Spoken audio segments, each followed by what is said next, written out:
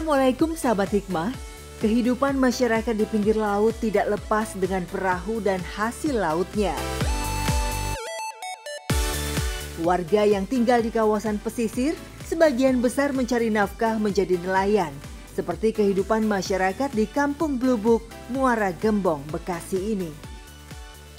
Mencari ikan, kepiting dan hasil laut lain menjadi pemandangan sehari-hari di sini.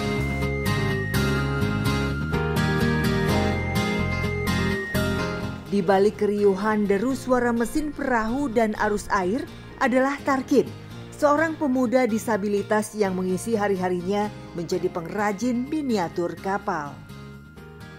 Bersama ayahnya Rastiman dan sang ibu Sami, Tarkim juga menjalani harinya dengan menyulam jaring ikan nelayan.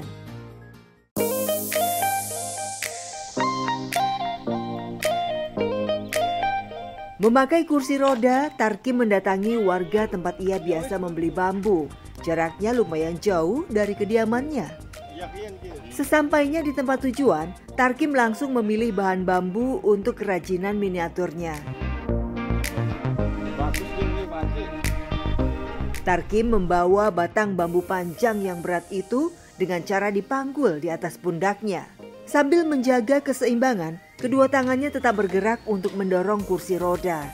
Masya Allah, sungguh perjuangan yang luar biasa.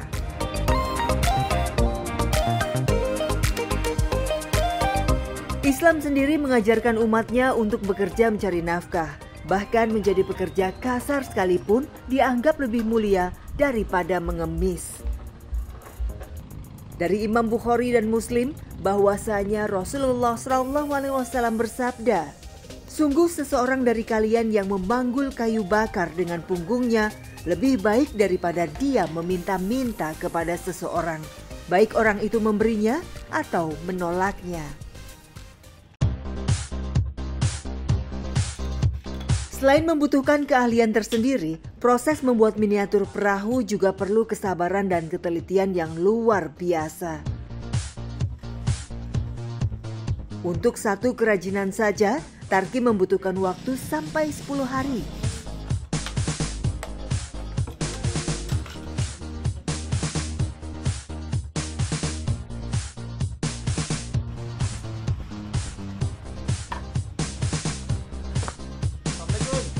Namun usaha tak pernah mengkhianati hasil. Meskipun tidak menentu, alhamdulillah ada saja pelanggan yang membeli hasil karyanya.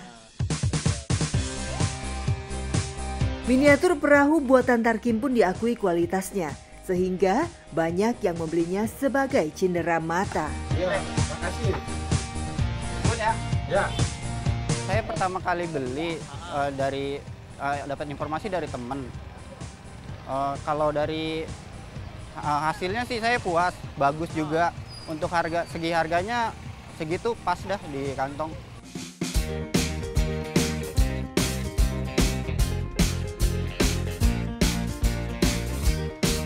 Harga miniatur perahu yang Tarkim jual bervariasi, dari yang murah hingga seharga Rp400.000. Tarkim mengalami kelumpuhan sejak kecil akibat kecelakaan tragis. Tulang ekornya hancur akibat terjatuh dari perahu saat ia pulang setelah mencari kepiting di laut. Waktu itu sekali, dua kali, tiga kali, waktu mengangkat perahu itu rasanya sangat berat. Waktu itu 3 kalinya itu jatuh. Pas posisi jatuh itu pas posisi duduk.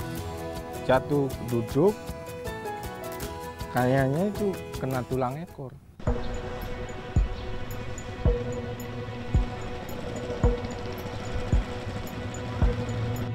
Masih jelas dalam ingatan Tarkim atas musibah yang menimpa dirinya di tahun 2008. Saat itu ia masih kelas 3 SD. Tarkim cilik sudah terbiasa berlayar sendiri sampai menarik perahu untuk bersandar di pinggir pantai. Namun suatu hari saat hendak menarik tambang pengikat perahu, ia kehilangan keseimbangan. Akhirnya Tarkim cilik jatuh dan tersungkur ke tanah dalam posisi duduk. Laki-laki kelahiran Indramayu ini pun merasakan sakit yang luar biasa. Tulang ekor itu pecah, retak. Iya. Setelah itu ya, lihatnya itu setelah itu pecah daging. Iya. Jebol gitu seperti bisul. Langsunglah kelihatan itu tulang ekornya retak. Kejadian naas itu membuat Tarkim terpaksa menerima kenyataan tidak bisa berjalan lagi. Kini di atas kursi rodanya, Tarkim hanya bisa memandangi perahu-perahu yang bersandar di pinggir pantai. Awalnya, luka dan kesedihan tak dapat lepas dari kehidupan Tarkim. Namun kemudian ia memilih untuk bangkit dan tak ingin larut dalam kesedihan.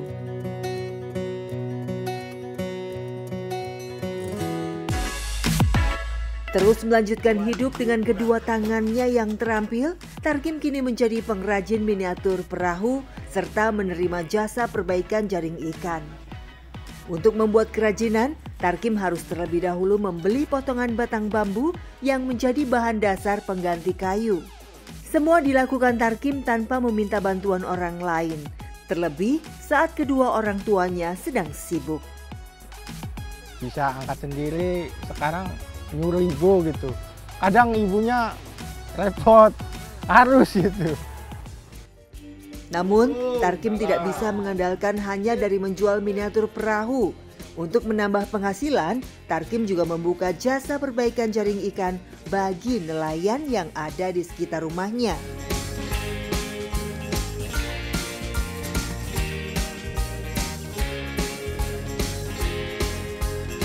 Tarkim tidak mematok harga tertentu untuk jasa perbaikan jaring ikan.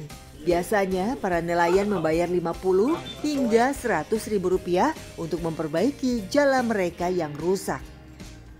Ia pun menerima dengan ikhlas. Baginya, rezeki berapapun yang ia dapat patutlah disyukuri.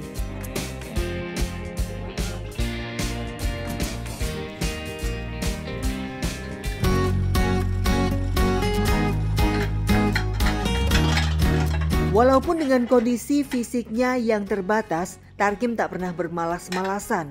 Ia sadar dengan kondisi orang tuanya yang sudah berusia lanjut, keduanya juga membutuhkan bantuan Tarkim dalam mengurus rumah.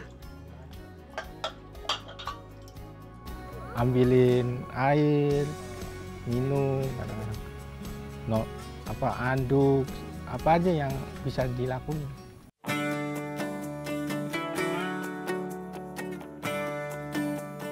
Bagi Tarkim, berbakti kepada orang tua menjadi kewajiban bagi seorang anak. Ia sadar tak akan mampu membalas semua kebaikan yang telah diberikan keduanya. Selain itu, lelaki berusia 26 tahun ini mengaku memiliki doa khusus yang dipanjatkan setiap kali selesai beribadah, yaitu doa memohon ridho untuk kebaikan dan keselamatan orang tuanya di dunia dan akhirat. Tarkim sadar ridho Allah akan ia dapatkan ketika kedua orang tuanya ridho kepadanya. Seperti dalam hadis At-Tirmizi dari sahabat Abdullah bin Umar radhiyallahu anhu dari Nabi Muhammad SAW, ia bersabda, ridho Allah berada pada ridho kedua orang tua, sedangkan murkanya berada pada murka keduanya. Saya berdoa, ya Allah, boleh Allah mengasih cobaan ke saya, tapi tolonglah kuatkan hati saya. Jangan sampai hati saya ini bersedih gitu. Melihat orang tua begini, lihat ibu begini, cedera di bagian tangan, kasihan. Pernah doa begitu.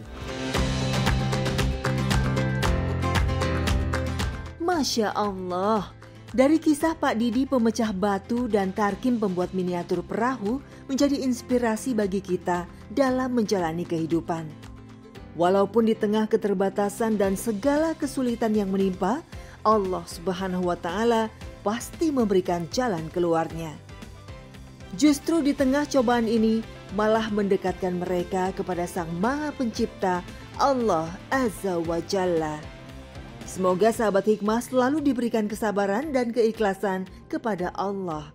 Semoga tayangan ini bermanfaat, menggali hikmah, menuai berkah.